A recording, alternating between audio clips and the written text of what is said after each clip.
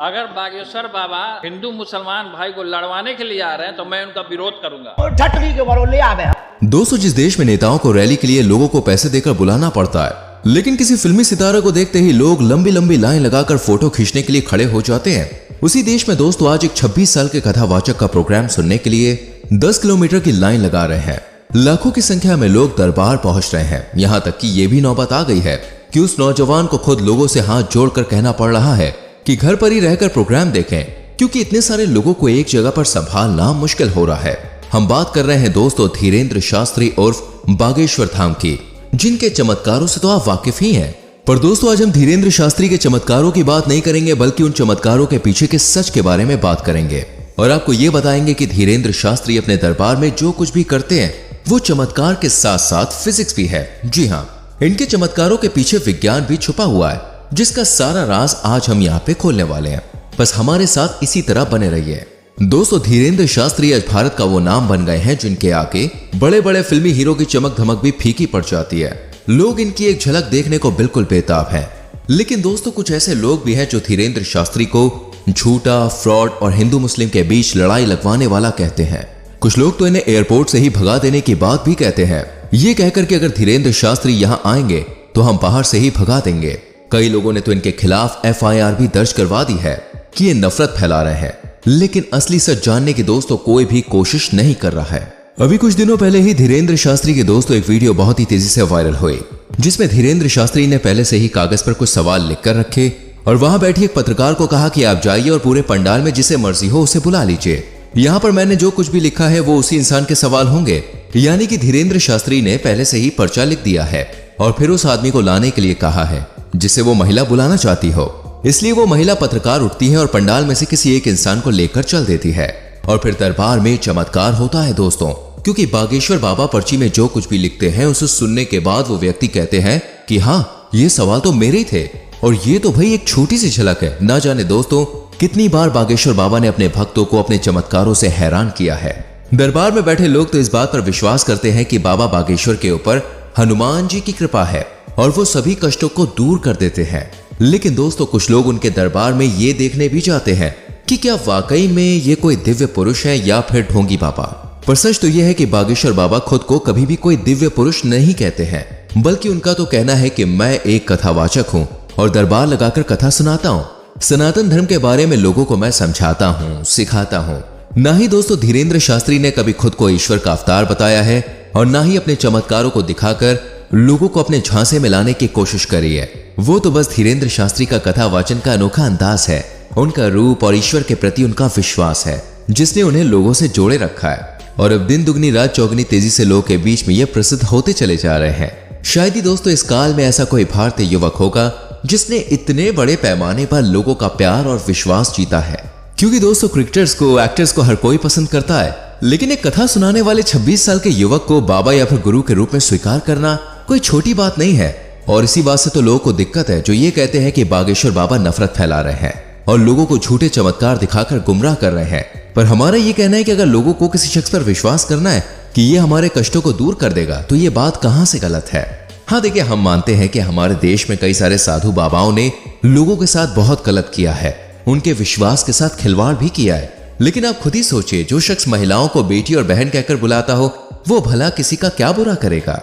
और रही बात हिंदू मुस्लिम के बीच लड़ाई करवाने की, तो पहली बात दोस्तों की बागेश्वर बाबा ने किसी भी दूसरे धर्म के खिलाफ कभी कोई गलत बात नहीं कही है। जबकि दूसरे धर्म के गुरुओं को देखा जाए तो वो अपने धर्म के बारे में कम बात करते हैं और हिंदू धर्म को गलत साबित करने में ज्यादा विश्वास रखते हैं। जबकि बागेश्वर बाबा तो सिर्फ हिंदू धर्म से जुड़ी कथाएं सुनाते हैं और प्रभु श्री राम और हनुमान जी की भक्ति में लोगों को लीन कर देते हैं। उनका कथा सुनाने का अंदाज ऐसा है कि सामने वाले की आंखों में आंसू आ जाए। लेकिन सबसे ज्यादा लोगों का ध्यान दोस्तों उस पर्चे पर अटका रहता है जो धीरेन्द्र शास्त्री लिखते हैं।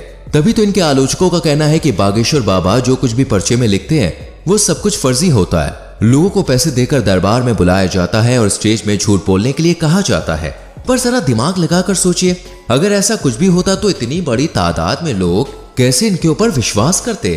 भाई यहाँ तो छोड़ दीजिए, जब धीरेन्द्र शास्त्री इंग्लैंड गए थे तो वहां रहने वाले हिंदू भारतीय इनके दरबार पहुंचे और इन्होंने भी अपने दुख और परेशानियों की अर्जी लगाई।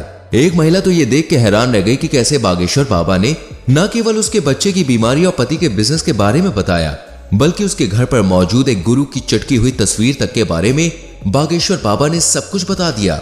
और ये कोई छोटी बात नहीं है, जिसे सुनते ही वो महिला फूट फूट के रोने लगी। दोस्तों, हम ये नहीं कह रहे कि धीरेन्द्र शास्त्री कोई बहुत बड़े ईश्वर के अवतार हैं, उन्हें चमत्कार आते हैं, वो लोगों के कष्ट दूर कर देते हैं। लेकिन हम ये जरूर कहेंगे कि विश्वास में बहुत बड़ी ताकत होती है। अगर इंसान का विश्वास हो तो पत्थर भी भगवान बन जाता है। और ये कोई डायलॉग नहीं है, बल्कि फिजिक्स के नियम भी इसी आधार पर चलते हैं, जहां यह बताया जाता है कि अगर आप किसी चीज पर विश्वास करते हैं और उसे सच समझ के चलते हैं तो वो चीज सच हो जाती है और आपका जीवन बदल जाता है। अब जैसे कि डॉक्टर को ही ले लीजिए, हम सभी को पता है कि अगर बुखार आ गया तो पैरासीटामोल खाने से ठीक हो जाएगा, लेकिन फिर भी हम डॉक्टर के पास जाते हैं ये सोचकर कि डॉक्टर जो दवाई देगा हम उससे ठीक होंगे, और हम ठीक हो भी जाते हैं। क्योंकि दोस्तों, चमत्कार ना तो डॉक्टर में होता है, ना ही उसकी दवाइयों में, बल्कि चमत्कार है तो आपके विश्वास में, जो अपने डॉक्टर के ऊपर किया जाता है। तभी तो कई लोग दुनिया भर में दवाइयां करवा लेते हैं, लेकिन वो ठीक उसी डॉक्टर से होते हैं जिस पर उनको विश्वास होता है। और ये बात दोस्तों आपने भी अपनी जिंदगी में कभी ना कभी नोटिस जरूर की होगी। चलिए 2 पल के लिए डॉक्टर को छोड़ देते हैं और भगवान की बात करते हैं, जिसे किसी ने भी नहीं देखा है, लेकिन फिर भी हर घर में अपने अपने धर्म के हिसाब से लोग भगवान की तस्वीर या फिर उसकी मूर्ति को रखते हैं और उसकी पूजा भी करते हैं। क्योंकि दोस्तों, उन्हें विश्वास है कि उन्हें बनाने वाला एक है जो ये पूरा संसार चला रहा है, और इसी विश्वास पर ये दुनिया टिकी हुई है। मंदिरों में बड़े बड़े चढ़ावे चढ़ाए जाते हैं, दरगाह में चादरें चढ़ती हैं और गुरुद्वारे में लंगर खिलाया जाता है। ये सब कुछ दोस्तों ऊपर वाले के विश्वास पर ही हो रहा है। ऐसे में अगर करोड़ों की संख्या में लोगों को यह विश्वास है कि किसी 26 साल के शख्स की कथा सुनकर उसके दरबार में अर्जी लगाकर उनके सभी दुख दूर हो जाएंगे और वो ठीक हो जाएंगे, तो ये विश्वास कहीं से भी गलत नहीं है। अब आप बोलेंगे कि जब ये विश्वास गलत नहीं है तो लोगों को दिक्कत क्या हो रही है? असल में दोस्तों, असली दिक्कत बागेश्वर बाबा के चमत्कार से तो है ही नहीं, बल्कि असली दिक्कत तो एक 26 साल के नौजवान से है, जिसकी पॉपुलैरिटी इतनी बढ़ गई है कि आज हर हिंदू अपने आप को हिंदू कहने पर गर्व महसूस करता है। उसे अपने धर्म के बारे में नई नई चीजें जानने को मिल रही हैं। वो ये समझ पा रहा है कि हिंदू धर्म इतना खास क्यों है, और यही चीजें लोगों की आंखों में खटक रही हैं। हम वीडियो के माध्यम से नफरत नहीं फैलाना चाहते हैं, बल्कि हम आपको ये बताना चाहते हैं कि बागेश्वर बाबा को गलत कहकर लोग नफरत फैला रहे हैं। जबकि दोस्तों, उन्होंने ऐसी कोई भी बात सार्वजनिक तौर पर नहीं कही है जिससे दंगा फसाद हो, बल्कि वो तो खुद को एक सच्चा हनुमान भक्त कहते हैं, और कहेंगे भी क्यों नहीं। 12 साल की छोटी सी उम्र में जब बाकी बच्चों का ध्यान खेल कूद में लगा रहता है, तो उस उम्र से ही इन्होंने कथा सुनानी शुरू कर दी। हनुमान जी की भक्ति में खुद को डुबा दिया। घर की स्थिति ठीक न होने के बावजूद इन्होंने भगवान की भक्ति नहीं छोड़ी। जबकि दोस्तों, लोगों की जैसी ही स्थिति खराब होती है, वो भगवान पर से अपना विश्वास उठा लेते हैं। पर मुश्किल से मुश्किल समय में भी दोस्तों, बागेश्वर बाबा ने हनुमान जी को अपना गुरु, अपना साथी बनाए रखा, और लोगों को भी यही सीख देते हैं कि परिस्थिति चाहे जैसी भी हो, इंसान को ईश्वर पर से विश्वास नहीं हटाना चाहिए। तो दोस्तों, ये थी बागेश्वर बाबा पर हमारी खास पेशकश। अब आपका बागेश्वर बाबा और उनके चमत्कारों के बारे में क्या कहना है? अपने विचार कमेंट सेक्शन में हमारे संग शेयर जरूर कीजिए। और अगर आपको हमारी वीडियो पसंद आई हो तो प्लीज इसे लाइक करके शेयर करें, और आने वाली वीडियोस को देखने के लिए चैनल को सब्सक्राइब करके बेल आइकॉन प्रेस करें, जिससे आने वाली वीडियोस आपसे मिस ना हो।